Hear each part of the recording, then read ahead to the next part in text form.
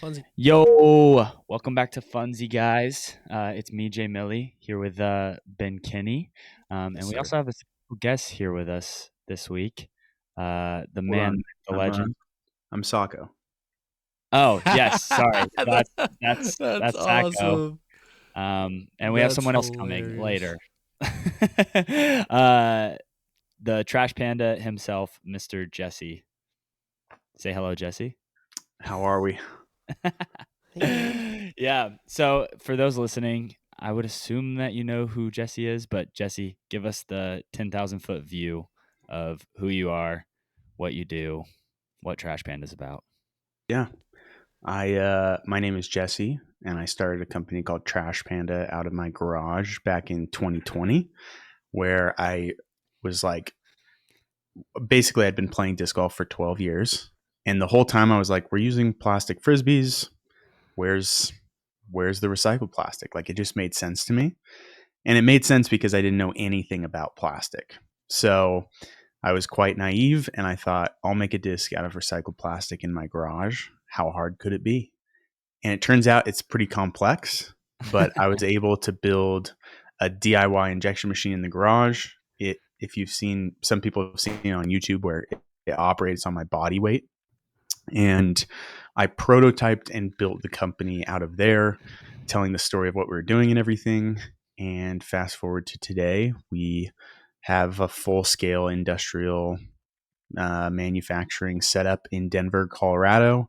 We make a disc every minute, basically. We recycle we recycle a pound of plastic every 2.5 minutes, which is a stat I'm incredibly proud of. That's And awesome.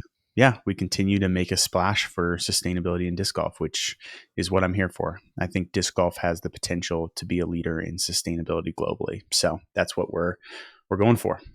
Yes, sir. And now Trash Panda has 4 molds out, or when you're hearing this, they have 4 molds out. When Yeah. we're recording this, it's about to happen. They have the inner core, which was their flagship mold, the one that Jesse prototyped in his garage. Then the Dune, which is the mid range, and then the Ozone fairway driver, and now the ET2, which is a very unique Whoa. disc and part of the reason that we're having Jesse on at this time to talk about. But I guess we'll get a Yeah. little bit more into that later. Um, The ET2 is our first collaboration series disc. yes. So I think it's Series.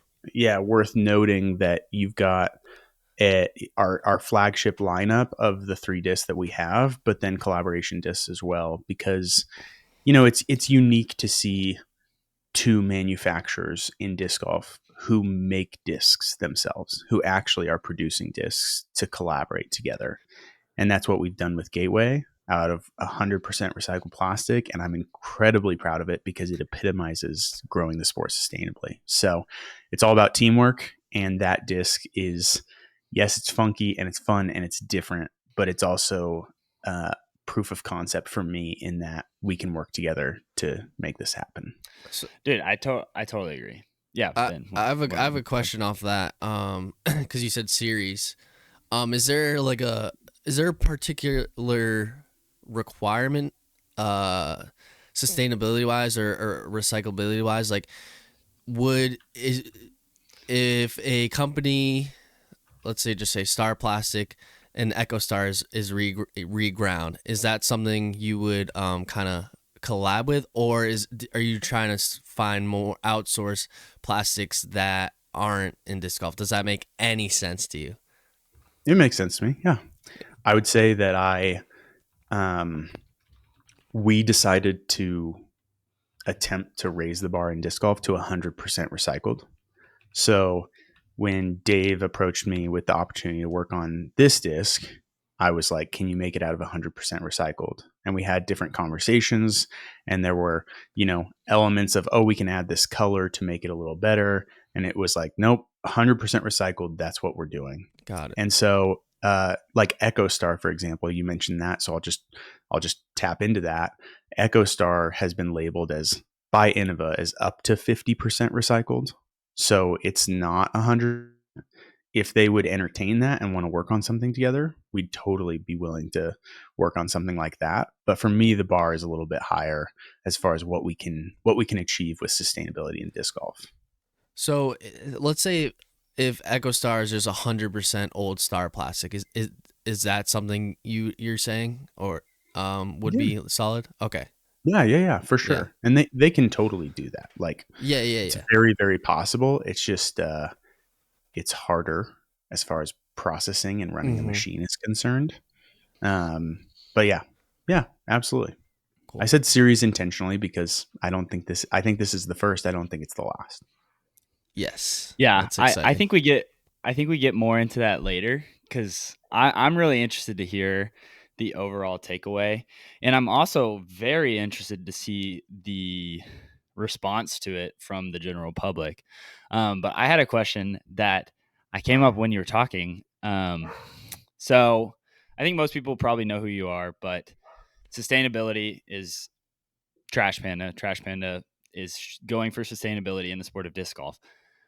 When you were starting the company slash now, was there like a brand or an example of a company or an initiative in a different space that you are trying to emulate or thought did a really good job in sustainability? Is there anything like that like Trash Panda has taken inspiration from? Yeah. Yeah, I mean, it's hard not to go with the classic answer of like the Patagonias of the world. Mm, What I would say there is I actually look to them not as examples in sustainability, though I think they've done an incredible job. I look to other companies as examples in authenticity and transparency, which I think is maybe mm, like arguably a more important ingredient in the sustainability conversation. Because when it comes to sustainability, you can greenwash, you can pretend you're doing good things, you can tell anyone anything, but to show all your cards and to show exactly how you're doing it, like that's an important element for me. So as far as like who I looked up to, I'd say definitely like brands similar to Patagonia. And then there were two initiatives specifically, certified B Corp, which many have heard of, maybe don't quite know. But like an example would be obviously like Ben and Jerry's, Tillamook. Like there's all these random brands that are certified B Corps. And what that is a rigorous process of assessing environmental, ethical, and oh, of course, I'm not going to remember the third word right now. It's basically, are you using business as a force for good? And how can we actually measure and evaluate that? It's a pretty massive, oh no, social. Yeah. Ethical, social, and environmental standards. And so this outside company does this assessment. And I've always looked at that as a great model. Actually, last year, we were able to become the first ever disc golf company to be a certified B Corp. Yet again, Ooh. another thing that was the first, but I don't think it'll be the last. I hope it's not the last. But yeah, B Corp was a huge model for me. And then something like 1% for the planet also, like 1% for the planet, donating 1% top line revenue at the end of each year is something to me that is so achievable by so many companies. It's a massive commitment, don't get me wrong. And a lot of times that type of money can look like the owner's, bonuses and draws at the end of the Yeah. year. And so it's putting a sacrifice there. But that was also something we decided to do last year at the beginning of the year too. So we're both of those things, which I'm very proud of. And I think Yeah. disc golf companies can definitely, like, I would love, becoming a certified B Corp is tough. They estimate an 18-month process to go through the assessment. Wow. It's massive. And 1% is not, it's not as tough of a process, but it's a tough pill to swallow financially. But I think it's something that people like. I would love to see more disc golf companies reaching for that 1% for the planet model. yeah. Did so for the B Corp, is that something you have to pay for like as the company, or do they come out and just check you guys out. No, yeah, you pay for it. You use your time to Wow. to put together all of the answers to the assessment and like documentation. We had like I think it was well over 100 pages of documentation for Wow. just every Sheesh. part of the company and stuff like that. But it took a while. But So yeah, maybe not unless someone in one of these companies, disc manufacturer companies, is really gung ho about it. Is that going to happen? But the 1% one sounds a little bit more feasible for yeah, a disc golf manufacturer, the especially thing with about some of these new plastics coming out from a lot of these manufacturers, which is really cool to see. yeah, the thing about B Corp is I can tell you we're doing good things, but Yeah. I can say anything, right? Yeah, you're biased. Yeah, and I don't have to be honest. I can Yeah. lie. I can Yeah. not be transparent. Our score, according to the B Corp assessment, is on their website. Everyone else's score is on their website. You can see it. Oh. It's very open and transparent. And it's like, it's not me telling you what we do, it's them telling you what we do. So it's this, not biased outside entity evaluating us. Mhm. And so I think, yeah, it's going to take an advocate in the company to be willing to go for that. But I think, if we live in a day and age that has the highest level of accountability we've ever seen as far as businesses are concerned, and I think that's only going to continue to go up. And I know personally, I just want to be able to trust the companies I support. So I'm Yeah. trying to build a company that people know that they can support it. The conversations I'm having when you're not around look the same as the conversations we're having when you are around. That's the goal. Mhm. Yeah, and kind of going off of that, you mentioned it a little bit earlier, and we've talked about it a little bit off air. Building in public is something that Trash Panda wants to do, wants to be fully out in the open about everything Trash Panda does. You mentioned Patagonia as an example in sustainability. Were there any examples of like a building in public company that has done something like that? Is there like a creator company that like posts YouTube videos about it? Like, are there any examples when it comes to that you're like, oh, love what they did, that's what we want to do? Yeah. There's two companies there's two creators in particular that I've been following for a while that were pretty big inspirations early on for Trash Panda. And it's funny because I'm not a massive metal worker and I'm not a massive gym enthusiast / veteran. So these two companies kind of fall under those two things, but it's Alex Steele and Nick Bear. Both of them have built their companies in the context of their YouTube channels, and then Yeah. their YouTube channels support the company and back and forth. And it's a very, it's a very cool. I've purchased stuff from Alex Steele before, but I haven't purchased anything from Nick Bear. But I found right around the moment that I started Trash Panda, I was like, I want them both to win. Like, I Mhm. want them both to be successful. I've been watching them for years. I just wish the best for them. And I kind of keyed in on, okay, if that's how I feel about someone I've just hung out with on YouTube and never commented once, I probably didn't even subscribe at that point because I never clicked subscribe for years of watching YouTube on anyone's channel till Yeah. obviously I realized till unfortunately I wish it didn't take me starting a channel to realize it, but now I'm like subscribe. Yeah. Yeah. So yeah, all that to say, I think those are two probably solid examples for me. Yeah. Yeah. I know a little bit about. Oh, what? I'm Hey, here. Oh, I'm look here. at the cat Dude, I didn't want to. right. I didn't want to derail the conversation. dude, but what I'm if here? what I'm if we here. just didn't acknowledge it at all? Yeah, that Talking was as if nothing hilarious. happened. Some time was going by, and I was like, I just messaged Ben privately. I was like, "Hey, you bringing me in, or what's going on here, dude?" Jesse, nice to meet you. Apologize Same. for the problems on my end, and yeah, thanks for No, your patience. here's the deal. It's a long con, and I've got a story to go with it. Ooh. I was like, when I feel like I've interacted with Sajko at some point. When would that have been? I go into Instagram. This is how I check and just go back in the DMs. And there's this message from you that's like the kindest message we've ever received.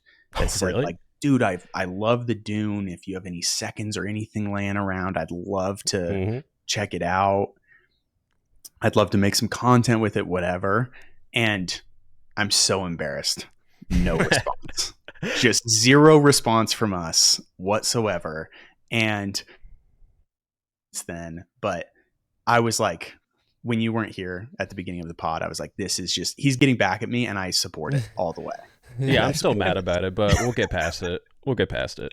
I came in on Patagonia, like you talking about that, and I was like, dude, I chose the right hat today. Are you kidding me? Literally. Dude, this is fate. Hat. This is absolute fate.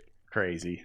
But yeah, continue if we remember where we were leaving off. I mean, I wrote a ton of questions myself, but good. I mean, wherever we were going. I got a question too, unless we were picking up where we left off. Let me just say this real quick. Yeah, go ahead. For the people listening or watching, Sajko was having technical issues. He couldn't join, so we started the pod without him. Jesse role played as him at the beginning, just to have some fun. And now Sajko's here, and he can enjoy Jesse's presence just as much as we have so far. I hope he called everyone a nerd or something like that. I didn't, but I said. I didn't say it, but I showed through my actions that there's one correct way to wear a beanie, and you and I are soulmates. Let's go, dude. So, I love that. Dude, the moment I saw the beanie on your head, I was like, oh yeah, we're tight. Yeah, we're good. That's great. Cool. Yep. All right, Ben, go with your question.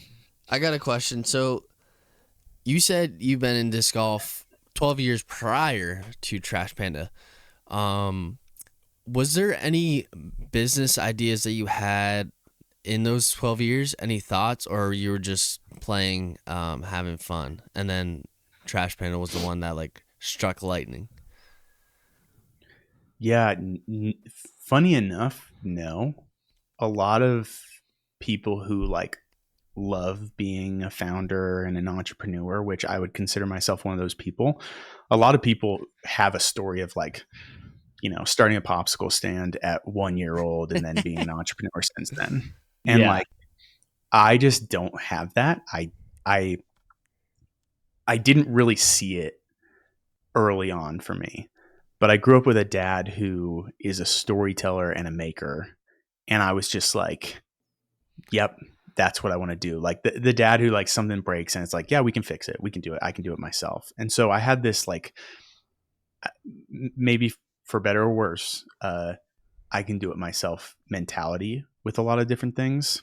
And I found myself working after college in just like jobs where I did not enjoy work. And I am definitely not too proud to admit that I don't think that they enjoyed me working for them either. Like it just wasn't a fit. So over time I started to realize, maybe I'd like to start my own thing. And then I started looking back into, my brother called me an addictive hobbyist at one point, and that kind of stuck with me. I find things and I dive all in. So when I started thinking about Trash Panda, I actually like looked back, and it was what hobby has stuck around the longest? Like what's still here after all these years? And I had found disc golf my freshman year of high school back in 2008. And I was like, all in with my buddies right away. We were just so stoked. Who can throw the farthest? That was 4 years of high school for me. It was who of us can throw the farthest. And growing up playing disc, would play during college, but then at the same time, every summer, it was like every single day I was out there just by myself. It was my therapy. It was my time alone. Like I loved it. So when I look back on that, it was kind of like there was no other option than to maybe think about doing something like that. So disc golf was the thing. And when I looked at a problem, like a unique problem I wanted to solve within disc golf, there was one that I'd been was why not more recycled plastic? So yeah, I think that answers the question, but it was just generally like, it was very, it just very organically all came together. It wasn't like predestined or planned to some extent. I think that's really cool though, because I don't know. I always enjoy hearing entrepreneurs or self-starters stories and like, they struck gold on something, but they did 50 companies before that. And honestly, most of the time it seems like they strike gold on something and then continue to still try a bunch of different other things, like a bunch of different other ventures. And I think that's cool, but the idea of Trash Panda feels like, I don't know, like it feels so much more valuable to me, at least, knowing that it is the thing that you have. That's the only thing you've tried, and the only thing you probably will try. You'll try things through Trash Panda, but maybe not other companies or ventures or whatever. And I think that adds a lot of value to it, at least to me. Maybe not to everyone. What Trash Panda pickleball? What happened to that? We'll see. I mean, being a founder, running a company, you're also always on the edge of your seat, knowing that it's the worst. nothing and nothing says I will be here tomorrow, right? True. And so there's always, I have to hold in both hands, yes, this is my thing and I'm all in, and I want this to be that one. But at the same time, maybe one day this is one of those things that was early on in the stories for me, right? And that's scary, but you have to be willing to hold those things, because if you're not, it's just almost naive to think like, oh, it's going to work out no matter what. Yeah. Mm-hmm. Yeah, I was going to say, I think science is starting to find like how important the formative years of like being a kid truly are, as like who you are, like the rest of your life. So when you hear, or at least when I growing up hearing like an entrepreneur, all the time there would be like this huge separation between like myself, like average Joe, and then like this person that you like look up to. You're like, oh, they're doing all these crazy things. Because you think that, like Josh was saying, they start all these projects when they're growing up and they're just like, I came out the womb and I started a business, like that kind of mentality.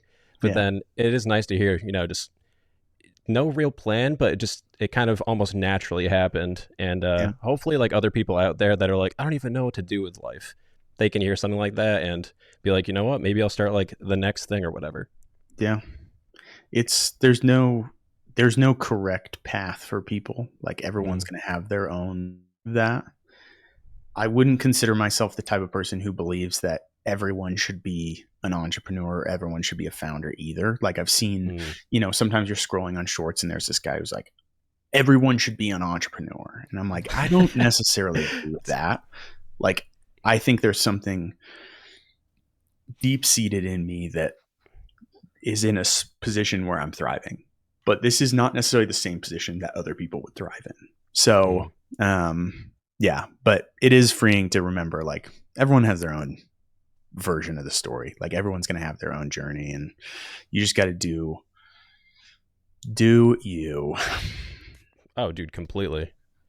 You mind if I hit this boy with a Sajko question real quick? Yeah, go ahead. Yes. Oh, let's get it.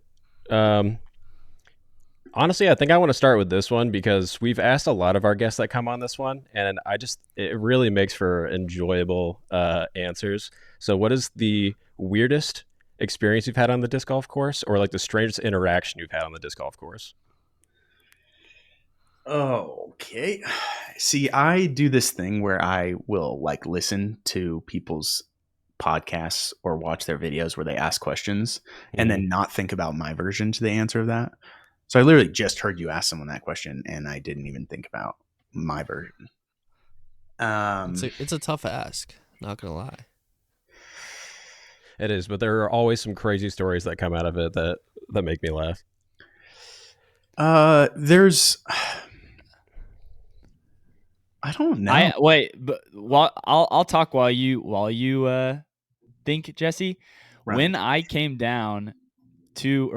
up to Denver, Jesse and I went out to Owl's Den, which is a course in Denver, and just like randomly playing, we ran into Cole Radalin, Eagle McMahon, and Ratana. And I was like, "Is this something that happens a lot?" And he's like, "No, I've never seen them before." I said, "Oh, there's Eagle," and you were like, because you'd just gotten off. Yeah. Just way too casual. Yeah, you were like, Yeah. and then you looked over and you were like, oh my goodness. So Yeah, it actually was. we got to play And a couple holes with them, which was fun. Yeah, and I literally was like, "What the heck? This is such a crazy thing." But I thought of it right then because I was like, "Oh, that was with Jesse." Yeah, I would say like on that note, so I played disc golf for, this has been mentioned already in the show, but maybe Sajko, you weren't here for it. I played for 12 years before starting Trash Panda. And I was like, I would go out the majority of the time alone, play solo, and just loved it. I didn't get my PD 21, I think, so 13 years. If I would have gotten it, I'd be literally 100,000 less than I am now. But I just like, no one knew who I was. No one in my hometown knew who I was. No one in that, like, and disc golf is so community based. Like, people know people, and I never played tags. I never played anything, but I was out there having a blast, just trying to get better, playing all the time. The first time I got recognized on the course was probably the weirdest, because it was like, you shouldn't know me. I'm just some random dude. And then it just like, that escalated probably to like the first time I was recognized just randomly in public, and just like I was at a brewery, or like a beer hall, I think is technically the correct term for this one. It's like one of those self-serve places. And this guy walked up to me and was like, "Are you Jesse from Trash Panda?" And he had ended in Denver, had gone there, asked to take a photo with me. And then I walked away just like praying that someone would ask me who I was and why that guy asked to take a photo with me, so I could be like, I make YouTube videos about disc golf. So anyway, I don't know that I have a great story, but yeah, just getting recognized on the course is still a funny thing, because I'm like, I'm just some random homie who plays disc golf. I'm not any Joe Schmo. Yeah. I don't have a good weird story. I'll hit you guys back about coming back on the pod when I have a good story. I got a Please. question. There we go. How much is your house worth?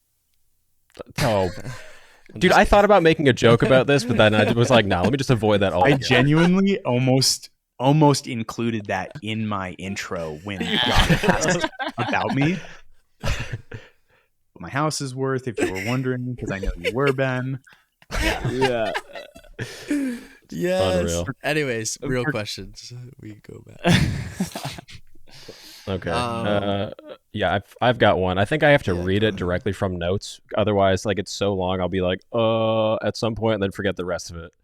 So now that you have an understanding of the disc making process, is there a mold or plastic type that you see from another manufacturer that still baffles you, or you don't quite yet understand how they make? Oh, yes. Okay. There's probably 10. Cool. Probably the Blizzard. Blizzard. I did not expect that one. I don't understand it.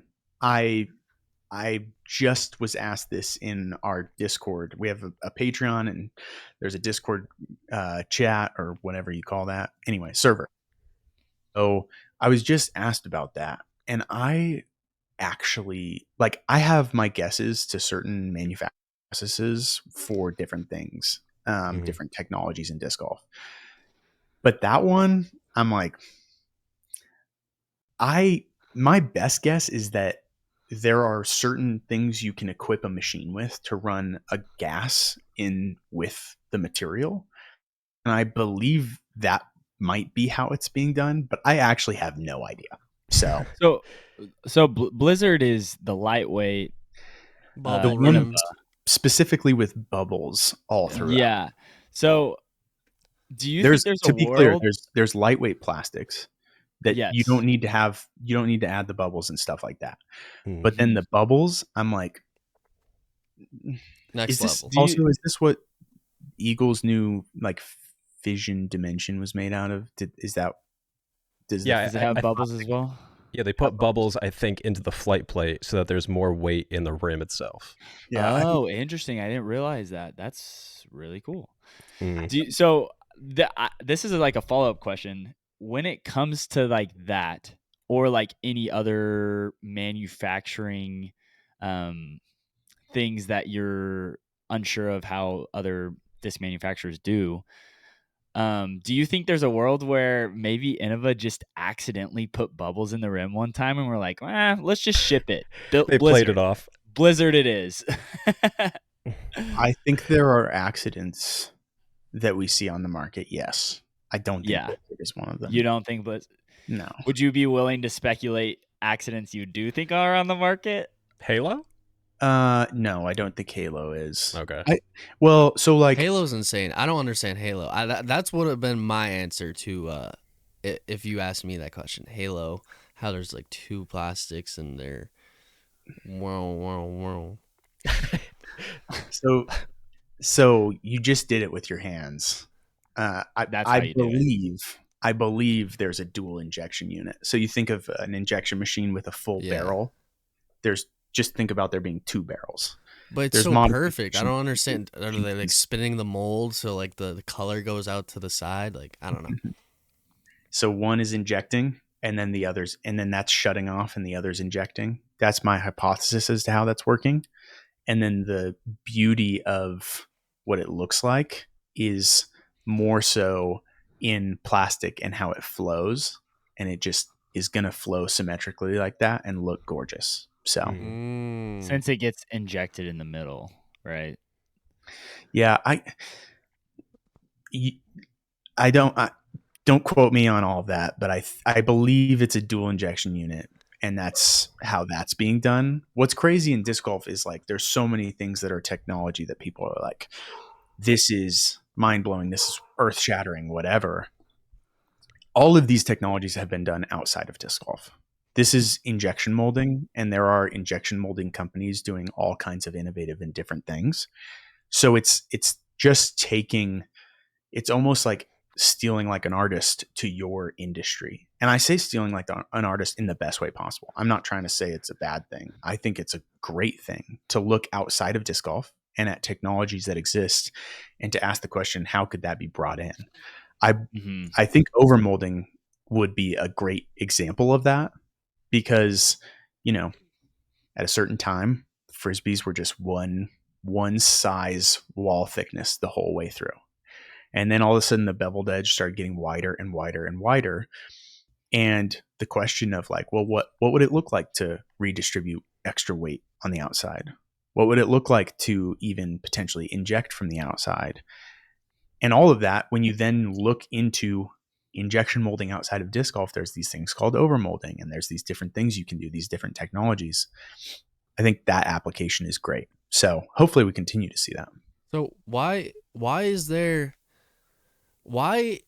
isn't there more companies, or maybe I'm just naive, but every time I've heard like companies trying, or like startup companies, let's just say, why isn't there more companies going outside of disc golf to these injection molding machine people to make discs? I feel like every discs pretty much ever in like the main companies are made in-house or made by like a MVP or made by a Discraft or made by Disc Golf. Yeah. So what's the story behind that? Is just making discs that hard? Or like why aren't we going to like these insane like multi-million-dollar injection molding companies? Because I've also, on the inverse, I've heard people do it and they just suck. Like the discs come out terrible. So you'll be hard pressed, boys, to ask a better question than that one. I think that is a great question as far as the state of our industry, as far as why everyone is going to a disc golf manufacturer, not just another company. I think there's two elements to it. One is that, and I don't know everything, so probably more than two elements, but the two that I'm identifying are, when you look at a Frisbee, when you look at a disc, it looks too simple. Discs are incredibly complex to make, especially because of the plastic type used. TPU, which is what most premium plastics come from, is somewhere it exists in this world, like this gray area between plastic and rubber. It's definitely a plastic, but it's very complex in how it processes and how it's used in everything. So think of a material that needs like the craziest TLC of all time. And then think about a mold that's injecting in the center from thin to thick, which is the first rule of injection molding is never inject from thin to thick, always inject from thick to thin. Discs break that rule immediately.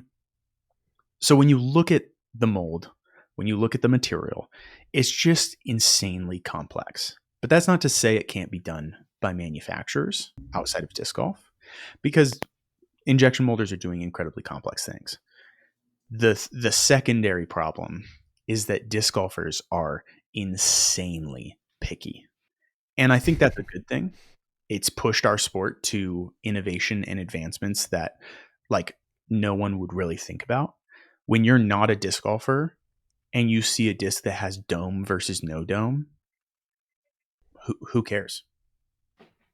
Oh, that flies different than another disc that looks the exact same. I would never know that. Yeah. And so there's these things that disc golfers are really picky about, feel being a major factor, and feel alone. Like when you order virgin plastic from a plastic producer, like there's a company called Huntsman. They make I think they make the most TPU in the world. When you order from Huntsman, they will give you let's say the durometer. So that's the flexibility of the material. 95A durometer. They will give you a guarantee with a plus or minus variability because they can't make it exactly the same, exactly perfect every single time. So if you've seen 2 runs of Star plastic that you're like, these are slightly different, that could be because they were ordered in different batches, back to back, same conditions. The attempt was to make the exact same thing, but that variability is super, super minor. Outside of disc golf, if you're making a product out of TPU, like floor mats in your car or the overmolded portion of a toothbrush or all these different things, you wouldn't notice that difference. Like that difference is not tangible enough. But for us, it is the singular element of performance, and you can feel that in your hand and you can feel that difference. So I think on one hand, you have injection molding. A disc golf disc is incredibly complex. And then I think on another hand, you have disc golfers make it even more complex because of how picky they are. Again, that's a good thing. It's pushing our sport to be better. And I don't think it's a bad thing. But why go to someone who is going to need to learn for 20 years to get to the same place that you could go to this other person who's done it for 20 can make discs for you? That sentence, if you wrote it out, didn't make any sense, but I think the sentence is there. It makes sense to me. Please don't make a clip of me, Sajko. Don't make a clip of me like saying that and being like, Jesse said he has good grammar. Seal of approval. Dude, that's like classic Sajko. Sometimes we have to give caveats like, Sajko, please don't clip that. Please. It's important, man. So I don't know if that fully answers the question, but that's the high level overview of like Dave McCormick has been doing this for years. Dave Dunapace has been doing this for years. Even looking at the companies who were able to pop up relatively quickly, from the Lone Stars to the MVPs to the Clashes, you've also got injection molding experience. So they didn't have to start at zero. I know Clash was like that. They're like the owner's like a genius in plastic. Like that's what he did, and then he decided to put his hand in disc golf. But keep on going. Well, yeah, all 3 of them. I mean, yeah. If you look at the story of the MVP starting out, I believe their dad was. Yeah. Don't quote me. There's a video on their YouTube channel about it. This is a Funsie fact. Yeah, that's exactly that's what you need to call it. We have like, Funsie facts, and if you preface it by saying it's a Funsie fact, then people know it might not be it true. is fact. I what he's about to say. But when I say something that's not true, I will preface it with Funsie fact. So There we go. Yeah, There we go. please do. To go off of last Wait, week when I mentioned the Olympics, remember how I said that with like Juliana Korver and stuff? So it wasn't actually the Olympics. It was a precursor to the Olympics in 2001 in Japan. And 6 okay. countries, it was her and Barry Schultz, and 6 countries took part in it. And I don't know what happened. It was supposed to be for the sake of going into the Olympics, but obviously did not happen. I see. Yeah. Wait, so what was the Funsie fact? Did I miss it? He said that Wait, mine? Brad and Chad. No, about MVP. Oh, yeah, what? Brad and Chad as the sons of their dad was something in. What were you gonna say? But that's what he was trying to say. Again, I don't want to quote it and get it wrong, so please don't take this as canon. We'll call it a Funsie fact. I believe he was either injection molding or tool building, which would be like mold making. Okay. And that's how they were able to like iterate building out their Get first into molds it. and stuff. Okay. And that's exactly the same with Lone Star. Yeah. The guy's sons at Lone Star were like, let's make this. And I think at a certain point, Petroleum they worked high enough into the company to where they could just call the tool builder and be like, yo, let's make a disc mold. That's hilarious. And that's how Yeah. they made the first mold. And then it started to take off. So again, Funsie fact, don't quote me on these things. Yeah, I think my Funsie fact variation is I believe Lone Star did like they made gaskets for like the petroleum For industry oil, or yeah. something. Like they I've also like, heard that. injection molded for that. And I think they still do that on They the do. side. So Specifically, here's an extra fun fact. I'm not calling it a Funsie fact because this is true. Those gaskets are made from TPU. So there's prior experience. yeah. TPU, which is also extremely important when it comes to making discs. So Mhm. yeah. Do you follow up question to that? Do you think there's a world where I guess it's already happened a little bit, so this is a dumb question. But are there any other plastics that are potentially feasible to be stepped into in the coming future outside of like rubber silicone, which, Elevation does, or like some other variations of that? Is there anything that you're like, maybe we'll try that out and see if that could work? Or is TPU end all be all? I don't know. Hunter Thomas asked me that question one time. He was like, is there a more durable plastic than TPU? And I was like, TPU is perfectly durable for me. So Yeah. I'm not sure. That is not my area of expertise. My area of expertise is what plastic is ending up in a landfill that can be used for this. Yeah. So as far as like other areas to dip into, I'm not totally sure. That would be, I would guess that all the top dogs Totally. we'll see that over time. Yeah. I think that'd be a fun video for Trash Panda though. Like I made a disc out of a new plastic or something. I don't know. I'd like testing something different. Yeah, something like that. Who knows? Yeah. All right, sorry for the derailment. You guys Real quick, with your so questions. no longer Funsie fact. MVP Sports was founded in 2010 by Brad and Chad. Yada yada yada. The brothers had worked in their father's injection molding shop for many years. So no longer Funsie fact. Okay. Official fact. All right. Yeah. What's the opposite of a Funsie fact? Fact.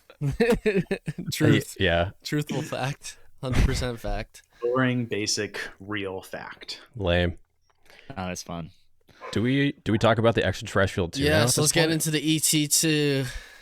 Yeah. So when this had come out, we were wondering to preface, this is essentially like a collab between Trash Panda and Gateway Disc Sports. Yep. Why are there not more companies doing collab discs? Do you think it's potentially like something that will pop up more often as disc golf continues? Or do you think it's kind of like legal issues or something that holds that back? Like, what are your thoughts? Okay, I'll give a simple answer and I'll give a deeper answer. Cool. On the simple side of things, I think, we'll see more of it. I think there's enough room at the table now, and there's enough companies that are, when you think of almost like an A tier of disc golf manufacturers and then the B tier and the C tier, like there are a lot of companies now, and a lot of those companies have different worldviews. Our worldview is that teamwork is of massive importance when it comes to growing the sport sustainably. So that's why we wanted to put you front and center with this as a collab disc. Like, the disc didn't have to say Gateway on the bottom, and I didn't have to tell the story of how Gateway was a part of it. To me, that's such a boring, lame story and not a Funsie story of, well, I guess I can't say Funsie story because then that would be like a fake story, right? No, it's up in the air. It's used for many things. It's like the F word in English language. You can use it for many different things. The Funsie. This is This is the new F word, is what you're saying. Yeah. That's exactly what I'm saying. You can use it for multiple things. Got it. So I think it comes down to our mission, and it fits perfectly. And it's such a cool story too. Dave had a ton of regrind he could use. He wanted to collaborate on this. I wanted to collaborate with him. It just was too cool of a story. And why not get people excited about that? I do think there are elements that get tricky. So if you look at like a House of Discs, for example, and you look at Pro Tour contract or professional contracts, like I'm not an expert in this, but I don't know. I believe that Trilogy players can't throw Castoplast, right? Oh, I believe that's correct. Okay. And that might change. Like, we could see that change in a couple months here. But like, when you look at professional contracts, then it starts to get a little tricky. So I can imagine why maybe companies were nervous to some extent there. The deeper answer is that there's a Harvard Business Review article about pie enlargers and pie slicers. And there are business people, and there are just people who have the mindset of, to grow my slice of the pie, I have to take some of your slice. Like, I have to get a little bit out of your slice, and then you have a smaller slice of the pie. And then there are other people who believe that to grow my slice of the pie, you can actually keep your portion and I'll keep my portion, and we'll just work together to grow the entire pie. I have that worldview, or we try to have that worldview. I'm also human. Other companies have that worldview, and there's a rich history in disc golf of competitiveness. Of, I don't want you to be successful as a manufacturer. I'm the disc golf manufacturer, and so I think why we don't see it more, it might just be that we're in a little bit of a competitive culture as far as disc golf manufacturers are concerned. Yeah. Do you think that that's holding disc golf back, like that, doing something like that?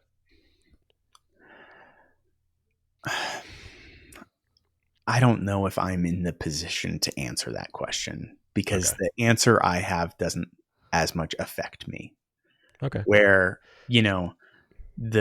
the Innova Discraft MVP of the world, like, their answer, I think, like, looking at an MVP and how they're trying to hold so tightly to them being the only ones doing overmolding, do I think that's holding disc golf back? It doesn't affect me. So I'm really not. That's a good answer. Ask the question too. Yeah. So like, when it comes to this, so how would you, gosh, I'm trying to figure out how to phrase this question. How would you describe the Gateway Trash Panda collab ET2 versus a mint disc going to MVP and having MVP make their discs? Like, would those not be considered a collab just because they didn't market it as a collab? Or, like, I guess maybe this is different because both Trash Panda and Gateway make their own discs versus mint disc doesn't. Yeah. We make discs in-house. Gateway makes discs in-house. Yeah.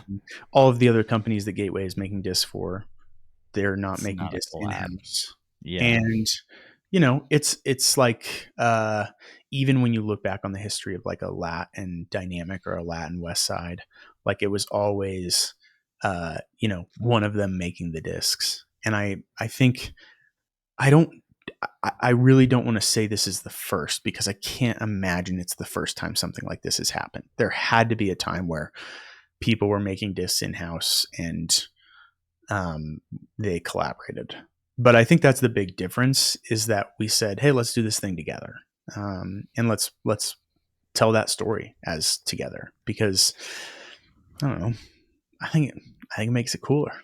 Yeah. Do you think like one of the biggest benefits of something like this could be the technologies that could be combined between two companies? Like, like a Blizzard combined with something cool from another company. Like, is that something that would be the biggest benefit of a collaboration between two in-house manufacturers? Or do you think there's something else there as well? I think it totally depends on the manufacturers. If it comes down to like technology, if I have one type of technology in my machine and you have another type of technology in your machine, to combine those technologies is going to take a third machine. So I don't know that it's as easy as that. It could, it like maybe could be done by like an overmold of like one company making part of the disc and another company then getting those and making the other part. Cost wise, you're going to buy a new machine before you do that, because unless they're right down the road, it just makes no sense. I think the biggest benefits will be felt by different companies. When you look at a house of discs, I think the biggest benefit there could be that their players can use almost an open bag at this point. Like if I can use Trilogy, Discmania, Castoplast, all of a sudden I'm getting so many new options. And if different companies' discs actually allow for a competitive advantage, then I can give my players a competitive advantage. On my side, the biggest benefit is that our story is, hey, we can work together to do this thing. Yeah. And this is proof when two people who classically in disc golf shouldn't be working together, work together. Like, yeah, we can do it. So I think the benefits are different for different companies. So, if you're on the same wavelengths, I'm diverting. Go ahead. Okay. I guess the question I was going to ask is, is the biggest opportunity for a company to collaborate with Trash Panda to use their recycled plastic, their thirds, their potentially seconds discs, regrind those, and then do a mold with you guys? Like, I mean, the only way you're doing collaboration is with sustainable practices in mind with recycled plastic. Is that what you're looking for? Like, I guess maybe this is an ad to any company that may be interested in doing a collab. Like, is that what you guys are looking for to forward the story, to forward sustainability? I don't necessarily think I would say we're looking for something, as much as like sustainability has a handful of different faces, and we're open to the different ways that can be expressed. Maybe one way is that. Maybe one way is for us to make discs on a proprietary molding partnership with another company, like you mentioned, MVP to Mint. Like there are different versions of it. I wouldn't say we're looking for one thing in particular, as much as like at this point we have said that it is possible for the sport of disc golf to be a sustainable leader worldwide, and we just want to invest in continuing to walk that and not just talk that, if that makes sense. So like something like that could be a smaller company sending you their mold, and then you plug and chug that into your machine and use recycled plastic, and it's a collab because it's their mold, but Trash Panda produced it and made it with recycled plastic. The simplest way to say it is, if it doesn't involve plugging and chugging, we're not interested. Got it. Yeah. Plugging and chugging. There we go. Yeah. Requirement for a collab with TP. Wait, so this one was made in your machine, or? No, this was made by Gateway out of Gateway's recycled plastic. So that's what I thought. Sorry, I misunderstood that. Yeah. So I got a question. So you in the what is it called? The mailing list you sent out, the newsletter announcing kind of like the extraterrestrials on its way with all the scribbled out. First thing that caught my eye is the different what is it called? The different rim shapes. It's called something. Epicyclic. Varying rim width. Yeah, epicyclic, whatever. That's the first thing I noticed. And then you cross out a bunch of stuff, and then one of the words was epic. And then Jay Millie in his YouTube video said he's epic, and this disc is like an epic. So, and for those who don't know, the epic is kind of like a similar, if Jay Millie has it on him, looks like he doesn't.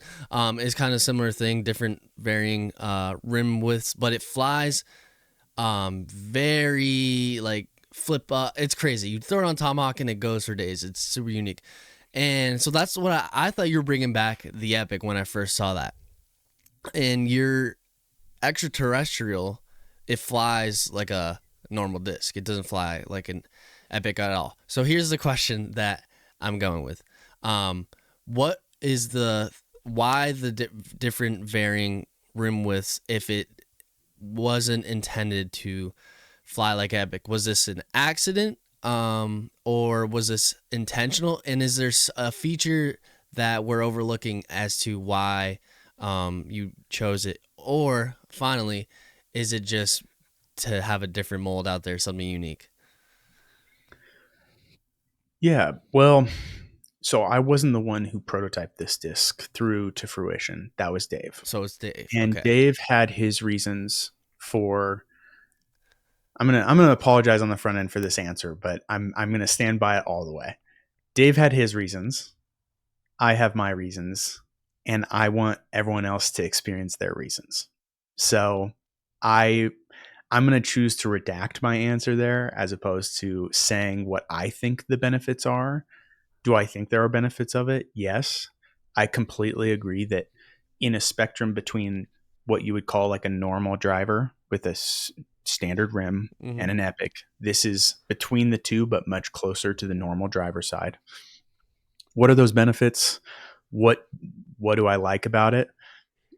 I would ask you the same question. What are the benefits? What do you like about it? I would rather everyone have their own unique encounter. So if you're asking me that question, I'll answer it right now. To me, since it doesn't. Wait, you haven't thrown it yet. I know, but I've watched videos. I've watched Jay Millie's videos. I sent it to you so you could throw it before this podcast to clear that up for the listeners. And you haven't thrown it. I've been a really busy man. I've barely been playing disc golf. I mean, I got engaged like literally like last Saturday. So to me, since it doesn't fly, like it seems like maybe different. You get to choose your grip. To me, is what it seems like could be the advantage, whether you have smaller hands or bigger hands, or maybe you feel more comfortable forehanding with the thicker side and more comfortable backhanding with the thinner side. That's my initial thoughts until I officially throw the disc. It's a Funsie opinion, is what you're saying. Yes. Yeah. No, I love it. I would say awesome. Great encounter, Ben. I don't know if we've officially said what the ET2 is, but for those listening who don't know what it is, it's essentially a disc that has a thinner side and a thicker side on the rim. And like Ben was mentioning, if you've heard of the Arobi Epic is a stronger version of the Extraterrestrial 2. Yeah, Ben is showing the unboxing video in the middle of a podcast. So to be clear, one thing that most people don't recognize not having an epic, because a lot of people don't have an epic, is that the thickest side of the ET2 is thinner than the thinnest side of the epic. Yeah, the epic is the epic. Boy. I know the epic's incredibly pronounced. Yeah, the epic's smallest side is right on the line of being PDJ illegal, and its widest side is technically. I don't know if you guys watched the video. I sent it to you so you could get a little early sneak peek. Or Josh, did you send it to him? Yes, they did. I did. We tried watching it, but it was. You're a busy man. But you're a busy man. I got it. Was like 10 minutes before the podcast. So by speed, a gentleman on Reddit noted this, and I think it's fantastic. By speed, the smallest rim on an Epic is like a 14 or 15 speed, and the largest rim is a 31 speed. Yeah, that's incredible. It's a crazy disc. Yeah. And to give a little bit more context as well, if you throw an Epic on a backhand or a forehand, it's like a little bit flippy, but it's meant to be tuned, which is a really weird concept, just like completely separate from the epicyclic design, which controls its stability. And then its real appeal is throwing it on a tomahawk, which when you throw it on a tomahawk, it flips all the way over and then just glides forever. Yeah. And so that is like part of maybe what's being hinted at in the ET. Well, that's why I was confused, because I didn't have the dimensions when I first saw this. So I'm thinking Jesse brought back the Epic, he's going to be a millionaire. That was my first initial. Well, the Epic isn't even legal, unfortunately. So I know, but people sell them for like $70. It's crazy. So okay, a couple things. Well, the regular Epic is legal. The Epic is legal. Yeah. You Sorry, can make a new one. Yeah. So the Epics that were produced were grandfathered in. If you want to go play a tournament with an Epic, you got to get one on eBay for like $100+, and then you can actually use it in a tournament. So that's a caveat that I think most people don't really understand. They see it and think that's what I need to hear. Yeah. And like a lot of people think it was removed from approval. It was grandfathered in. The other thing I'll say is, and I don't have it on me, but the card you just held up is what we call an order card. That's what people receive when they get the disc. And that one is Tom. I have to give a shout out to Tom, our marketing guy. He absolutely crushed it. There is a actual extraterrestrial encounter FBI document that looks eerily similar to that he designed for it to be same, just about the same. So that's too cool. It's there's a document out there that looks very similar.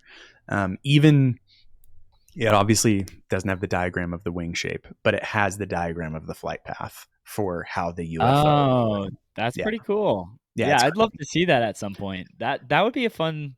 I don't know how much you'd want to expose of. I think that'd be a fun thing to post on Instagram and be like, "Here's our card. Here's the FBI's card." I think I'd be really interested to see that. So that'd be fun. Well, I can share my encounter with the ET real quick if people want to hear. So Ben hasn't thrown it. I've thrown it. I've made a video. Maybe side note. Let me just interrupt and say, and Sajko's thrown it. And like, was that off the team, Sajko? Yeah. That was my second throw with it. That was my second throw. Got the first ace ever with this disc. Yes, dude. I was wondering. That's crazy. Sajko has the first ET2 ace. I have the first Dune ace. Ben has no ace. And I don't have the first ace of any of our discs either. I don't. All right, next disc you release, I'm making a mission. I'm going to the closest 50-foot hole, and I'm just gonna jump putt it in. Yeah, mine was not impressive. Let me say that. It was I wasn't knocking you. I meant like so I can guarantee the first ace. Yeah, it was just more so funny. It's like I said to you guys. It was more so the context where I'm like, I'm gonna go for the quickest review, and then it went in, and I was like, okay, this is amazing. That's all you need to know. That was a historic review. All right, Josh. Sorry, I had to derail because Sajko got a crazy shot with it. Absolute beast mode. Sajko got the first ET2 ace on one of his first throws ever with it. That's a pretty cool encounter. Yeah. Right here on the wall, son. Keep that thing on me. Yeah, show the back. I didn't know that. None of us had. There you go. So you can kind of understand what's going on. Yeah, if you can kind of make out what's going on there. So one side is a 6.8 speed and one side is a 14 speed. Crazy. Yeah. According to all of the data of manufacturers' flight numbers, that's how it falls in. So, like Jesse mentioned, everyone needs to have their own encounter with this disc because I think it's in its own class besides the Epic and besides a regular disc. I think it does some weird stuff. So my take, which is kind of controversial from what I've found so far, is depending on where you hold it on the disc, I believe that the disc flies differently. And so when I hold it on the thinner side, I noticed a considerable more amount of turn on the flight versus when I hold it on the thick side, it flies a little bit more stable. And I've had some people say that they don't agree with that, but I think that is my encounter. And from so far, it's held true every time I've tried to throw the disc. And my hypothesis is, well, first off, depending on where you hold it on the rim, it's a smaller size or a bigger size. And it's just going to be different grip. Like, you're not going to be able to grip it the exact same. Like, when you throw it, it's going to be different. It's like a different speed disc. You can't throw as hard or whatever. So it's going to be different like that. But I also think there might be some validity to the idea that when you hold it on the thinner side of the rim, all of the weight is on the opposite side. So when you throw it, you're going to get a little bit more like RPM on the disc because the weight is like a lever arm or whatever. Yeah, like a trebuchet. Versus when you hold it on the thicker side of the rim, there's not as much weight. The weight is in your hand. And so you get less spin. And so it'd be interested to see like a tech disc and That's see what if I was going to say. any... Literally, you could just order the tech disc and Jesse can glue it on and then he could tell us himself. Yeah. I would be very, very interested to see, because I don't know. I genuinely think that depending on where you hold it, it flies different. He looks like he's already done it. That's my experience so far, but I don't know. It feeds my soul, and I think it does for you guys too, because you see brand and you understand that side of things. It just genuinely makes me so happy that, like, if there was an alien sighting, everyone would have their different account of what happened. Yeah. And I just love the fact that with this disc, everyone's going to have their own version of what it does for them. Yeah. My response to you, Josh, is yes. And very safe. Everyone else can have their version. I also think that the disc has a little bit more flip than I was expecting, but that is also a controversial opinion. So everyone will have to make their own opinion. You're beefy. You're big arm. I'm like a medium sized arm. I feel I'm just joking. Yeah, you throw farther than me, Ben. So yeah, I'm gonna throw it. So I'm gonna throw it off hole 1, Maple Hill. Jesse challenged me, and then I'll get the full flight. That's why I was waiting. I was waiting for Jesse to give me a little. To challenge. Be clear for the people, you'll do it by 2026 because you're a busy guy. Yeah. Just so busy, we'll stay tuned. Yeah. Subscribe. It's been a busy week. I've only played maybe 2 rounds of disc golf in the past day. A few days. 10 days, 20 days. I don't know. Josh and Sajko know what I've got going on. Anywho, so talk to us more about, as you were saying, different alien encounters. Talk to us more about the marketing plan behind the ET2, because it seems more unique than anything you've ever done. Yeah, we typically tell the story of the disc as we're building it, right? That Josh mentioned earlier, building in public. And this one was disc, and I had my own encounter with the disc, and it just kind of came out of nowhere. And we built out this world of what if it just came out of nowhere for everyone else. I'll explain the visuals behind it, because the audience here might dig this. But outside of that, I think it's that simple. It's just like, there's a document that was leaked. There's the idea of if there was some kind of encounter and the government or the organization tried to cover it up, what would that look like? And there's this logo, and this logo is like, wait a minute, if you look closely at that, is that like an E and a T? And then you start to have the conspiracy theorists and the believers, and you even look at that and you're like, is it? One thing people haven't called out that I'll just call out here is that a lot of people have said they think it looks like a basket, but the E and the T, the ET logo, was actually designed based off of a crude and as simple as it gets design of a UFO with a beam coming down. Yeah. Perfect timing. So I actually, this will be one of the top 5 highlights that I'll be proudest of with Trash Panda. I went outside at our warehouse with a can of spray paint and just went, if I was to draw a UFO as an E and a T, what would it look like? And I spray painted that logo. And that was first try. That's how we got that logo. So that's kind of where the brand came from. Almost like if the conspiracy theorists and the believers were to go out and start spray painting it and tagging that like they believe, you know what I mean? Like that was the idea. So we had some fun with it. That's awesome. That's actually super cool, and I'm glad you said that because it brings depth to the story. I can imagine like a movie where people are just like, there's like the believers and they're trying to warn people, and then you see the spray paint everywhere, and then they're like, we were right all along. We went arguably too deep into the story and had too much fun with it, but it was such a cool. Like that's what we're here for. We love doing that. Tom and I had a blast with this brand, and it's our belief that like you might not know all those things, but you'll feel all of those things. And so we think with the world we've created and the brand we've created, you'll feel those.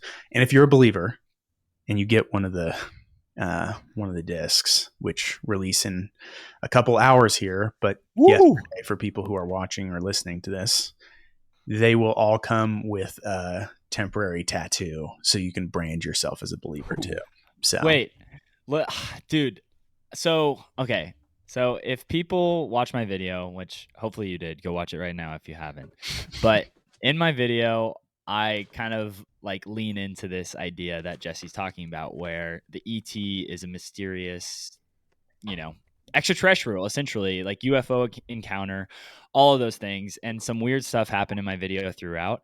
And I had the temporary tattoos, and I wanted to use them so bad, like when I made my birdie putt or whatever, and like it would just like appear on my hand. But I forgot to bring them when I was recording, and I'm so sad about it. But I thought it would have been so fun to like incorporate the logo into what I was doing, but I didn't. So someone else can steal that idea. Yeah, use it. That's why it's not a good video. It's because you forgot. You're trash, kid. My video is garbage.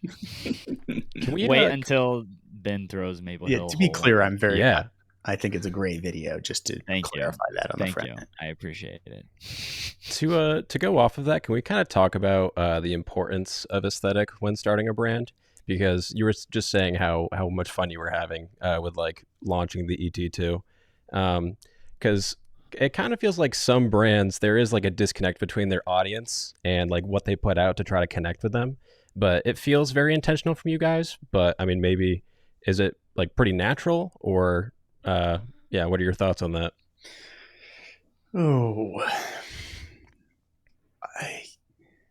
I think, I mean, the argument could be made that we care way too much as well. So I'm going to guess that maybe the perfect spot is like somewhere in between in the like balance of the pendulum.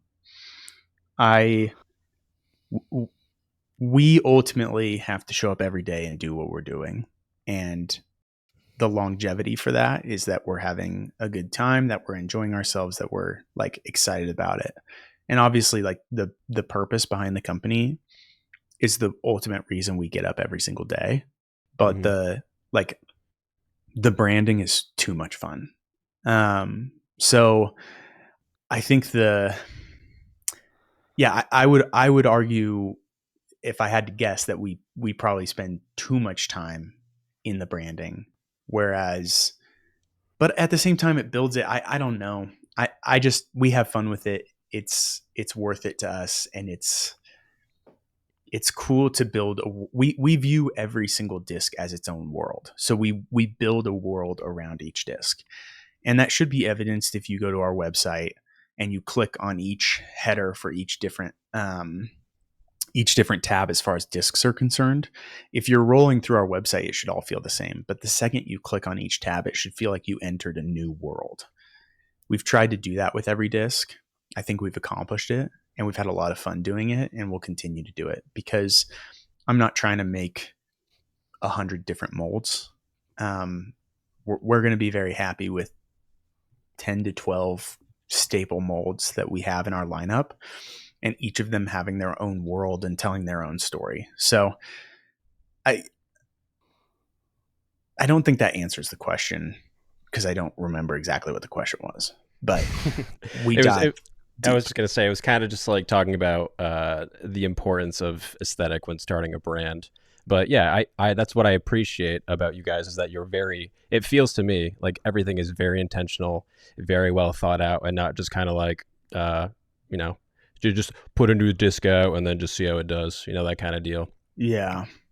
Yeah. I mean, we spend a lot of time building those worlds, and it's a lot of fun. But we're trying to build something that goes beyond ourselves too. And so it's, we see it as worth it. Josh asked a question earlier about like brands I look up to. And I think that's a big part of it is just like, I like showing that it's done with care and intent and giving you something to relate to and to connect with, like get excited about. That to me it's so worth it. So why not? Yeah. Yeah, I would also imagine that makes it that much more gratifying too, right? And then people can sense when you're like proud of something, and when it does well, it's like, okay, cool. Like it's something that I'm proud of, so I'm glad that it did really well. It's going to be different once the market gets saturated enough, and I'm not saying the disc golf market, I'm saying any market. It's got to be different enough. If I am scrolling through Instagram reels and I see a Sajko reel, I know it's a Sajko reel, right? Like there's no question there. Yes, you're in it, but to some extent, if you were to build out the personalities on that channel, it would still feel that way because of that brand, that style. Same with like a Jay Milley style reel. So I think it helps differentiate and stand apart too. So I think that's why it would be so important for anyone. Because there's a lot of noise and not everyone's going to hear everything. Right. Yeah. That was deep. So deep. So if you're unfamiliar with the Trash Panda brand, my opinion is everything's intentional. Like Sajko's hinting at, like Trash Panda doesn't just put out a disc. Like there's going to be 4 videos about it, and every part of it has been thought about. Something that you're going to mention in this video that's coming out today when the disc release is the naming convention behind the discs that Trash Panda puts out. Would you mind mentioning that and talking about it a little bit for the people listening? I mean, I really should plug the video so, people have do to both. There you go. No. Oh, okay. I see. Yeah. Plug the video. They can learn on the video. No. So we basically our disc naming convention is Earth centric. And so it starts at the center of the Earth with putters and moves out from the center of the Earth. So the first disc we made was called the Inner Core. It's a putter. The Dune topographical is mid-ranges. Ozone gets into the sky. And then crazy enough, Dave had been prototyping this disc for years and was calling it the Alien. So it was before Innova had an Alien. And he was calling it that, just like this is the Alien because it's so weird, so unusually shaped, like it's just its own being. And with the fact that our naming convention goes out from the center of the Earth, with drivers being as far out as you can go, and him calling it the Alien, it was just like, we have to find a name that honors both of those things, that fits into that. And I don't know that we could get a name that fits into our naming convention and another brand's naming convention for any collaboration disc in the future. But this just worked out so perfectly that it was like, we gotta do this and have fun story. So yeah, that's kind of the idea. And the Inner Core logo, if people go back and look at the logo for the Inner Core, that was a visual representation of our naming convention without telling anyone what the naming convention was on day one. Yeah. I just think that's so cool. Like the idea that, well, first of all, earth-centered naming convention for an earth-centered company. Like that just makes a lot of sense. And in our sport there are 4 tiers of discs. It goes putter, mid-range, fairway driver, distance driver. So it's like, start in the middle of the earth, go to the surface level, go to the sky, go to outer space. Like, it just makes sense. I don't know, just kind of like works out perfectly. Super cool branding. I really appreciate it. I hope to do cool stuff like that with my brand as well. Yeah, it's fun. It's I joke that I have like one good idea a year, and I feel like there's been a couple of really solid ideas, not just mine, that our brand has been built on. And so I'm super proud of that, because if you do the legwork to, like, the extraterrestrial brand, the brand building was like, once we had the name and the general idea, we just started, as we were talking, it just all made sense. Like, temporary tattoos for the believers and the conspiracy theorists just makes too much sense. Sending it in oh my gosh. No way. What'd you say? Wait, what'd you say? Sajko, don't clip this. I believe. Dude, when the heck did you do that? You have to go to hole 1 after this. Oh yeah, crap. I guess I do gotta leave this on until then. For those listening, No words. Ben has a temporary tattoo of the ET stamp on his forehead right now. Dude, and it is clean. Yeah. It looks clean, and he looks like a freaking alien. Yeah. It's a vibe, that's for sure. I think, like, when you lay the groundwork for things, the rest kind of makes sense. Like, you have an idea, you have a story, you have a direction, and like other stuff just kind of falls into place like that. So yeah, like a temporary tattoo on a forehead. Yeah, I believe. The best of us. And Sajko, please do clip that. Thank you. All right, will do. That was a shocking reveal. That got me for sure. Yo, someone has a long question in here. Yo, is this a Ben? Which one? Yeah. Which one are you talking about? Anyways, I think it's this one. So I'll just lump it all together because it's a bunch of questions, but it all applies. What has been your biggest struggle and success in manufacturing your own disc so far? Do you think it's an avenue, getting your own machine in manufacturing for up and companies? And do you think it's an accessible avenue for up and coming companies like Hooligan Discs, who works out of Gateway as well, to get their own machine? Or is it kind of like far down along the road, and is it even worth it? And to go further, would you consider yourself an expert in plastic engineering? And how do you, maybe I should have broke this up. I was getting derailed. Go finish it out, and we'll hit them. How do you keep, so it has to do with this is all manufacturers, that's why. So would you consider yourself as an expert in plastic engineering now? Because you said you didn't know anything about it in 2020, and now you probably know a lot. And how do you keep all the molds so consistent with all these different plastic blends? And how long did it take you to figure out the machine, and how many test runs did you do before you got it right? I can repeat. Man, good luck. I can repeat anything needed. I kept thinking it was going to be over, and it just kept going. Yeah. And you've got a temporary tattoo on your forehead, so it's like hard to retain it all. No, I got it. It's actually, the thing is, half the questions are super easy.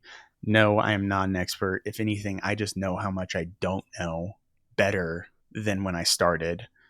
I'm still figuring it out. We're still figuring it out. It's such a complex thing. If you talk to Dave at Gateway, he'll tell you the same thing, and he's been going for 2 decades. So, even looking at innovation from companies like Innova, who have been here since the beginning, we're all still learning. Plastics are insanely complex. the toughest yet most rewarding thing, which was the first question for those who forgot what you asked about 25 minutes ago, was that I think the most rewarding, or the hardest, has been using 100% recycled. It's like the industry standard recommendation in injection molding outside of disc golf is to use like 10 to 20% recycled, not anymore. And every amount of virgin plastic you add, process runs smoother. So think about like going 99%, going 80%, 70%, 60%. It slowly gets easier and easier.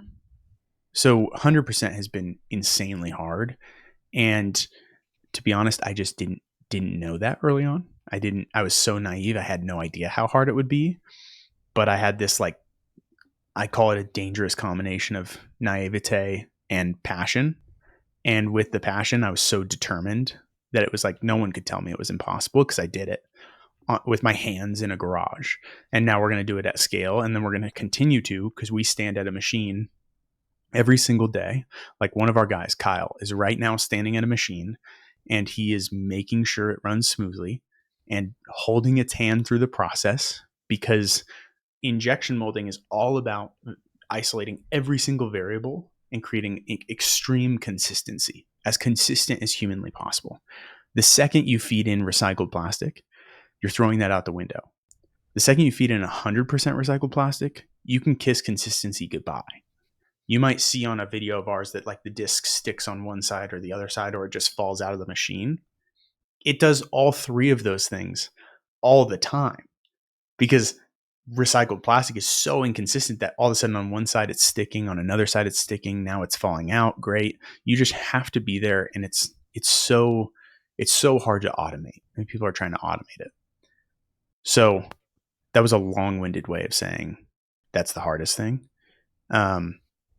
It's also the answer for the most rewarding, because we've been able to do it, and tomorrow we'll continue to do it, and we'll continue to prove that it's possible. And not only that, but like, again, that recommendation is outside of disc golf. So we're proving not only to our industry, but to other industries that it's possible.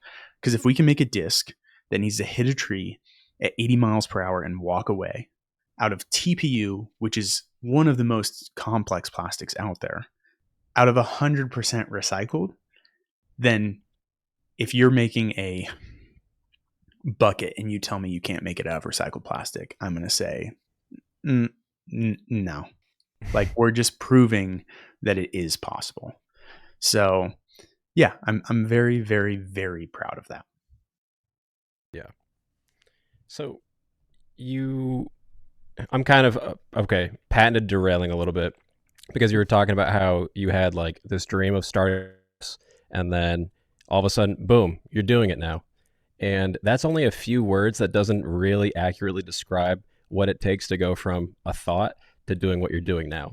So everyone talks about mental game and stuff like that in competitive disc golf, but no one really talks about it in something like content creation or being an entity in disc golf. Can you kind of describe what it takes to, like, in terms of like the mental aspect of just no one has done this yet, really, like what you're striving to do, and just being like, no, I'm just going to keep going and working through? Because I imagine you ran into plenty of roadblocks along the way and probably wanted to feel like, yeah, maybe I'll give up, and things like that. Yeah. I mean, I heard a great quote one time from someone that said, being an entrepreneur is like jumping from one problem to another with enthusiasm. And whether you're doing 100% recycled or not, you're going to have problems every single day. And the best part of being an entrepreneur is that the second you solve a problem, right around the corner is another problem. So if you like problem solving, then there you go, because that's all you're going to be doing. The worst part of it is the same exact thing. So it kind of made it nice that the problems were front and center, because it was just like, these are the issues. And if we can overcome this, we can do anything, like that's the feeling. I can't downplay how significant naivete was in the recipe for our current success. If I had known how hard it would be, I wouldn't have started, because that's why no one else had done it. Like, even Dave had told me once before, like, dude, this is like impossible. I don't know how you're doing it. And even manufacturing the ET, we ran into our fair share of hiccups together. So I think the just not knowing was so important. And then maybe there's some ego at play that's like, well, now I'm going to prove it. Yeah. So it's a little bit of everything. I think there was a question earlier about people starting out. I think that was one of Ben's questions that I maybe didn't answer, was whether this is a thing that other people could follow. Like, I think it just depends on the game you're playing. And I use that word intentionally. A book that I love is called Infinite Game by Simon Sinek. And that book, the idea of an infinite versus a finite game, is something that I resonate deeply with. And I feel like I'm trying to play a game that's going to last longer than I'll be here. Like, I want to make sure, plastic, a common thing in plastics is that a single-use plastic water bottle will likely take 450 years to decompose. I'm on a mission to make sure that people are still able to play disc golf in 450 years, right? And I won't be here to see that. So the game I'm playing, it makes sense to go through the absolute trench it is to bring molding in-house, to do it ourselves, to learn. And the fact that it's 100% recycled, anyone else we try with, their stoke about that, their excitement about that will over time. We saw it as we started with a contract manufacturer. So our goal fits that path, and it just depends on what other people's goals are. If it's a side hustle and it's just for fun, I would encourage probably not bringing it in-house. But at the same time, if your side hustle and your fun is working with industrial equipment and trying, like, learning and tinkering and making and all that, then do it. There was another question earlier that had to do with something very subjective to each person, and I feel like this one's very subjective as well. If it fits your goals, run with it. If your goals are elsewhere, there are other options to be able to make disc golf discs. Right. Well, I just asked because I'm sure people think about that and think it's all glorious, when obviously it's just learning from every single mistake that you make at that point. At the beginning, you had mentioned a quote that kind of reminded me of one that I had just heard, where it's like, happiness is not the lack of problems. Happiness is learning how to deal with problems. So I'm sure that kind of speaks pretty true about. It's a good quote. Yeah, starting that from the beginning and then just continuing on. Yeah, I mean, we hit 4 years 2 months ago, and I think maybe 4 years on the day, which is crazy, or 4 years and 2 months on the day. Anyway, that literally doesn't even matter. So all that to say, 4 years we've been in this thing, and I think it's, for the last 4 years, I haven't stopped thinking about Trash Panda once. For the last 4 years, it's been a new problem every day, if not multiple problems every day. And there's something deep-seated in me that enjoys that. And it's crazy because I don't find myself to be massively competitive. I mentioned I didn't get my PDGA number for 13 years. I'm not like tournaments. I'm so competitive against myself, and I think it's that infinite game mentality. For some reason, it shows up on the business side of things, trying to just get better. I genuinely want all disc golf manufacturers to succeed. I'm not trying to be the only one, but I want to be better than I was yesterday. That's the competitive nature that I have. 1% better every day. Which is actually, you mentioned, Sajko, with I think a great thing people can do with content is look at, when you're making a short or a YouTube video, just learn one thing during that video. I committed to that when I first started, and I look at my channel after 100 videos, and I just learned 100 different things. And on one of them, it was how to do this on the thumbnail. And on one of them, it was how to do this in the edit. Or one of them, it was how to script it. And you would never see that. But you just learn 100 different things. And if you go look at our first video where I'm standing there in my garage, that is an echo chamber with a camera that I bought as a senior in high school that doesn't have an external mic. And I'm staring at the camera and not blinking. Like, it's all like, you can see that progress. And it's overplayed, but the best advice is to just start. Just start and get 1% better every time. Totally. Yeah, super well said. I think that resonates with all of us. For sure. Yeah, we'll all chat in like 2030 when there's 12 expos around the country, And maybe Ben's around the reviewing world. ET2. And there's the ET45. And we'll be like, what is going on here? How did this happen? And then you go back to year one, and Ben, you talk about the mistakes of the Northeast Expo V1 and the things you learned there and the things you learned V2. And like, yeah, it's totally, all of us are playing that game to some extent. I can tell you what wasn't my biggest mistake at the Northeast Disc Golf Expo first year, and that was bringing Jesse to the show. Oh my. He's the reason it's still going. He really, truly, it was like he it's so funny because like Jesse, Robbie C, and Overthrow, those were like the main those were the main grabbers of people to meet. And it's just crazy how in year two that like then Simon and Paul and like Will Shoestrick, like it's just crazy. Like you're saying, there's like these. Yeah, it crazy... clearly went downhill since year one. Is what you're trying to say, right? Yes. Well, Robbie was there again, but it's just crazy how like just like how it grew, kind of like that. Yeah, for sure. I just want to go off another side thing. I can't believe like Will Shoestrick was there at the expo, and then Paul Macbeth is signing like the Kratos because that had just come out, so that line is massive, and then you just see Will Shoestrick and no one's there, and I look around, I'm like, dude, what the heck? Is no one is talking to this man right now? Did you talk to him? When did you talk to him for a bit? Yeah, I talked to him for like 20 minutes. When did you start playing? I started playing January 2020. Crazy. Yeah.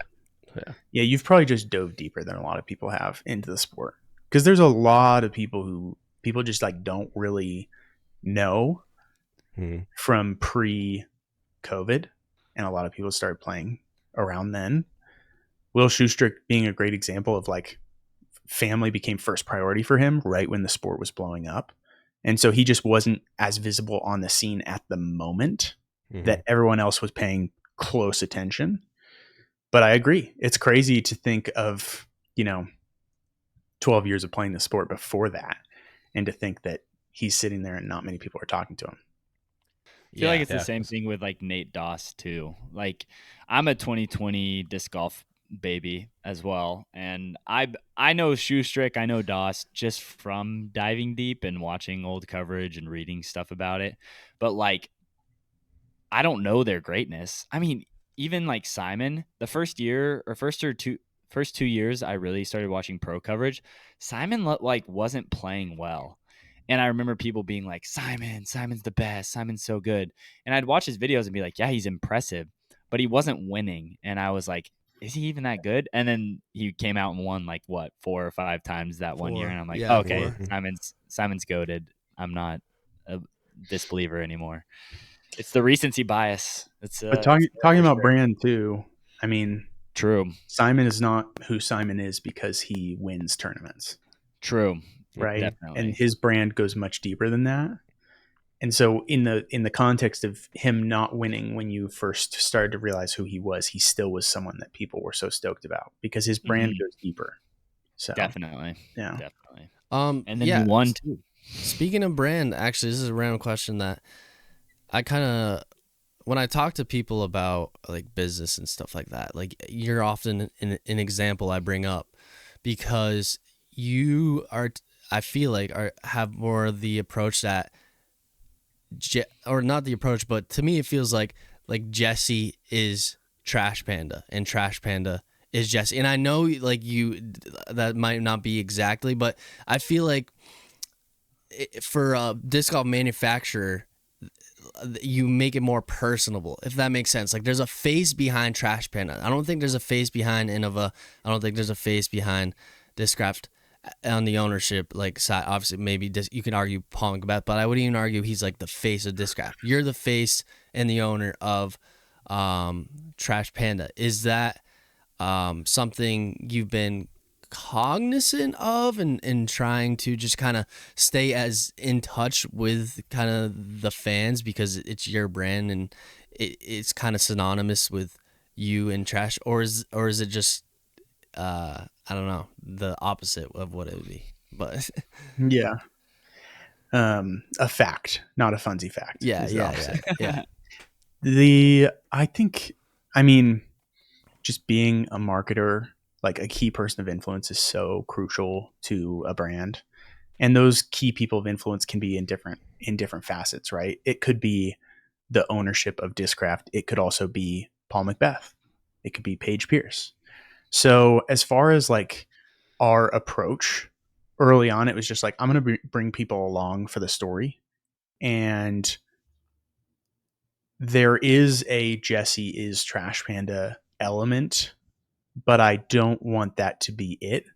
And we're working to expand that world over time. It won't be an immediate thing. But I mean, I think a great example is Foundation. Like you look at Hunter and you look at Trevor, and then as a super deep cut for people, look at Zach, who was there before. If you had Zach and Hunter, and then Zach left, and this new guy came in, and everyone was like, "Who is this guy?" And now you can have Trevor in a thumbnail, or you can have Trevor having his own channel, and it'll pop off because that has come up over time. So all that to say, I think key people of influence is extremely important, and it's an approach we've chosen to take. But I hope that the Trash Panda cinematic universe goes well beyond Jesse over time. So yeah, cool, makes sense. What do we have for time? People right connect now? to people. That's kind of like it. Yeah, exactly. Right? And that's when I bring up the example, like when I'm talking to like different companies and stuff like that, where it's just like, you know, like you gotta, I feel like I always bring you up because I feel like you do a good job at making that personal connection for the company, because some people might care just about the product, and that's probably one of the biggest assets to it. But I think also having those people that care about you, which makes them care about the product and your personality, I think is another huge asset that some companies that I've seen like kind of might be missing out on, that might add to their brand, I guess, where as opposed to like, okay, this is our product, there's something you care about, and which in turn makes them care about the product because they're like, oh, like this person's awesome. Well, let's see why this product's incredible. It's marketing, and that is one approach. There are other approaches too. We can all name a brand that we love that we don't connect with a key person of influence behind that brand, right? Yeah. So like it's Oreos. There you go. I was talking more like startup, like this more disc golf. Obviously, like Nike doesn't need anyone ever. It helps, but I was talking about like like newer disc golf that are just trying to figure out. Just like pitching them ideas of just like, yeah, like it doesn't hurt to like put yourself out there and show them like, hey, like this is. Or it doesn't even have to be the owner. You could just hire someone to be like the spokesperson. Like I think, Jonathan. Or when Josh Hofstra was with Lone Star, he wasn't the owner. He was just marketing it. But Josh was like, like when you saw Josh, you thought of Lone Star. Anyways, Lone Star, yeah, for sure. And there's other approaches too, where like, you know, like Brad and Chad, is that their names? Brad and Chad. I think so. It is. That's They're not, legendary, dude. they're not necessarily the faces of MVP. They're the Mhm. ownership. They're running the show. They're absolutely crushing it, but they're not putting themselves out there as the faces. And it doesn't mean key person of influence is a worse approach because they're killing it. And it doesn't mean it's a better approach. And they could be better if they were out there. It's just, it's different strokes for different folks. And there's Mhm. different ways to go about building a brand. Yeah, well, I think MVP did a great job of first James Conrad, we can't even surpass that and him winning. That was huge. But then even just signing Simon, I mean, their disc sales went quite literally to the moon after that. So yeah, like you're saying, they took it's like a different I thought it was approach. I thought it was you throwing in the time lapse that did it for them. Oh yeah, that was actually like one That of was the the That best. was tipping. electric. That's like one of those moments where it's like, okay, like this moment could change my life, and I need to get it in. And even though it's a 1 in a million, it felt like a half court shot for $1 million, and somehow it happened. It didn't change my life. I'm just saying, like, it was like that, like kind of like. To be honest, with that throw, I wasn't thinking much of it. It was very lucky. I wasn't even trying to throw it in. It just went in. I was just trying to, like, throw the timeless. That was the whole story. But the fact that it went in was just like, it's, you think like, Chef's what are kiss. the odds that happens in that moment? And it kind of like, I was just like, wow, literally felt like a full court shot, half court shot for whatever. Like catching a fishing rod that you lost, and then that fishing Correct. rod has a Yes. fish on it. Yeah, like just things by chance. It's just like you think after, like, bro, like what are the chances that happens to me? And I'm glad it happened. But there's also been plenty of times where I got to step up to the plate and do this ridiculous once in a lifetime thing, and it doesn't happen. So, but you just never see those moments. Guys, since this is the Funsie pod and it's so fun, I need to step away and use the restroom real quick, and I'll be Yes. back. So we'll wrap up when you come back.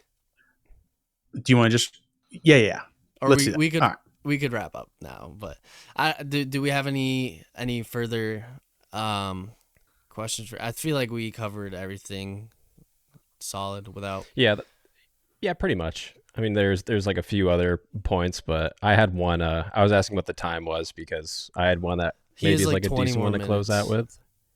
He's 20 Oh, okay. minutes, so.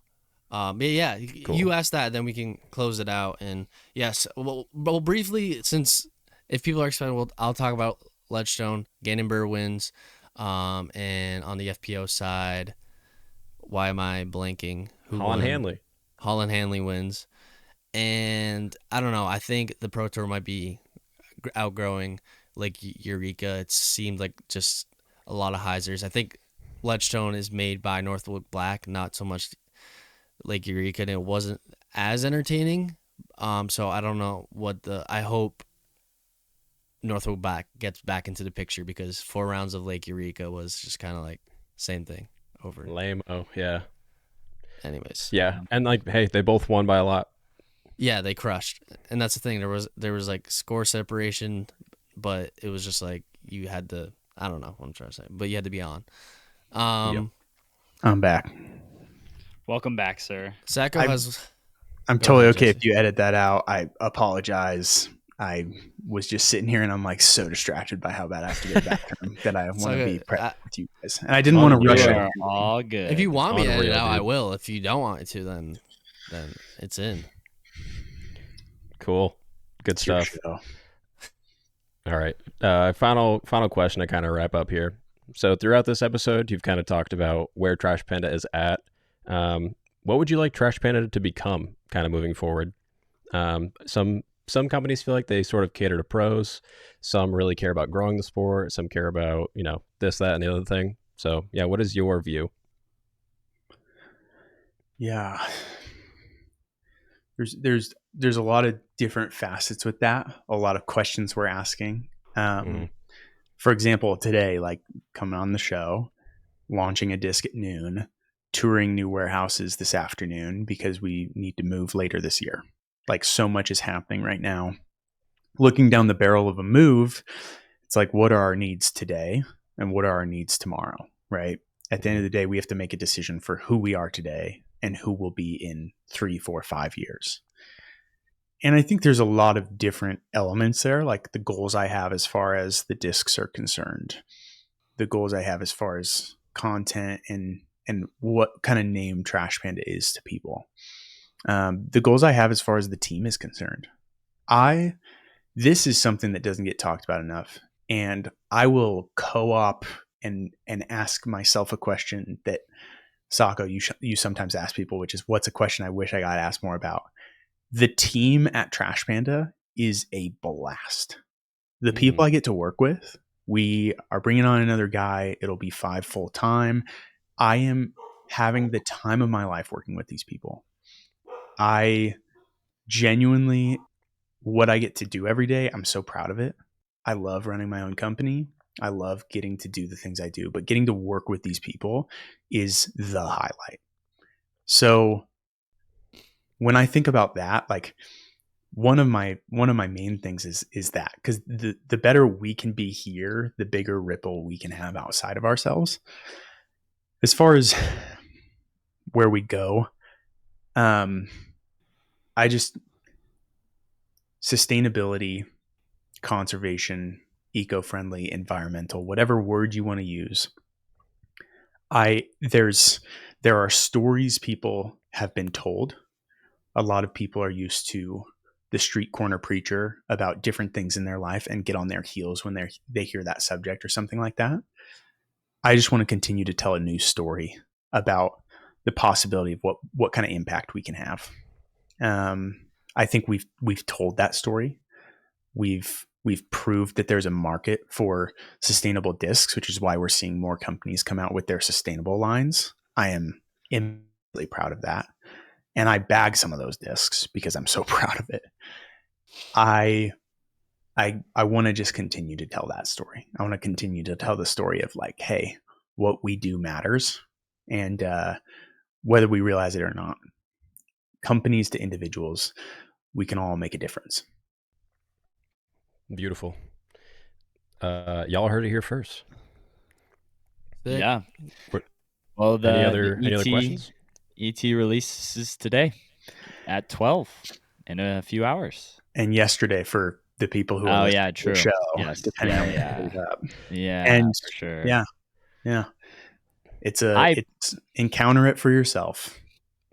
I like it. It. I believe. Cool. Well, that was a great episode, boys. Yeah, thanks for joining us, Jesse. Thanks for coming on, Jesse. Dude, it was a pleasure. We really appreciate it. Thank you guys for having me on. This was super fun. Your brain. I'm sure we'll have you on another time. I sometimes I will be making discs and it's just Groundhog's Day because it's the same thing over and over and over, and you're trying to keep your head straight. So I'll sometimes just throw you guys on the AirPods and listen to the Funsies having a good time. So keep going. The show's super fun. Yeah. No, it's great. Circle. I appreciate you guys having me on. Yeah, for sure. Of course. All right. Well, we will talk to the people listening next week. Goodbye. See you later. Goodbye. Funsie. I'm not doing that. Jesse? Okay. Do I just leave? No, you just say Funsie. No, you have to say Funsie. Oh, Funsie. All right, bye. All right, Sajko's on.